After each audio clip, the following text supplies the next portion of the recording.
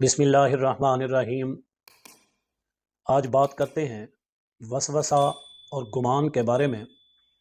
گمان وہ ہوتا ہے جسے ارادے کے ساتھ، نیت کے ساتھ کسی کے بارے میں رائے قائم کی جائے، اس کے دل اور دماغ کے اندر اسے جگہ دی جائے۔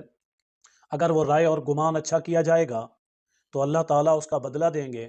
اگر کسی کے بارے میں غلط گمان، غلط رائے قائم کریں گے، جس چیز کی ہمارے پاس نہ ہی دلیل ہوگی اور نہ ہی وہ حقیقت ہوگی، تو پھر ہمیں اس کی سزا بھی بھگتنی پڑے گی۔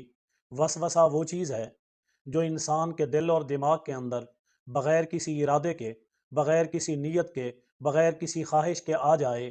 وسوسے کے بارے میں یہ بات ذہن کے اندر رکھیں کہ یہ اگر نماز میں بھی آ جائے تو اس سے نماز نہیں ٹوٹتی، لیکن کوشش کرنی چاہیے کہ اس کو اپنے دل اور دماغ سے نکالیں، دل اور دماغ سے دور کریں، اپنا خیال نماز کے اندر قائم رکھیں۔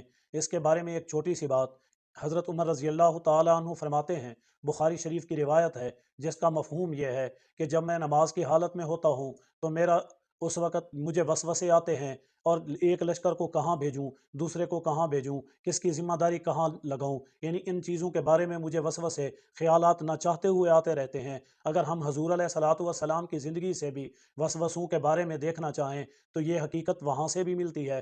ایک مرتبہ حضور علیہ الصلوۃ والسلام نے عصر کی نماز پڑھائی۔ نماز پڑھانے کے بعد آپ فوراً ہی حجرہ عائشہ کے اندر چلے گئے۔ صحابہ کرام بڑے تعجب کے اندر ایک دوسرے کو دیکھنے لگے۔ آپ کا معمول یہ تھا کہ آپ نماز کے بعد مقتدیوں کی طرف رخ انوار کرتے، تسبیحات پڑھتے، پھر آپ دعا کرتے اور اس کے بعد آپ تشریف لے جاتے، لیکن خلاف معمول آج آپ چلے گئے، پھر کچھ دیر کے بعد واپس آئے اور آ کر آپ بیٹھے۔ آپ علیہ الصلوۃ والسلام نے خود فرمایا کہ آپ نے تعجب کیا ہوگا کہ میں کس وجہ سے چلا گیا ہوں، حالانکہ میں تسبیحات پڑھتا ہوں، دعا بھی کرتا ہوں۔ یاد رکھیں، فرض نماز کے بعد دعا ثابت ہے، ہاں سنتوں اور نفلوں کے بعد اجتماعی دعا ثابت نہیں۔ اسی طرح تراویح کے بعد اجتماعی دعا ثابت نہیں، ہاں ختم قرآن کے موقع پر اجتماعی دعا ثابت ہے، سنت ہے۔ حضور علیہ الصلوۃ والسلام نے جب صحابہ کرام سے یہ سوال کیا، صحابہ کرام فرمانے لگے جی ہاں۔ آپ نے فرمایا بات یہ تھی کہ میرے گھر کے اندر ایک سونے کا ٹکڑا پڑا ہوا تھا، اور مجھے نماز کے اندر یہ خیال آیا کہ وہ سونے کا ٹکڑا تو گھر میں رہ گیا ہے،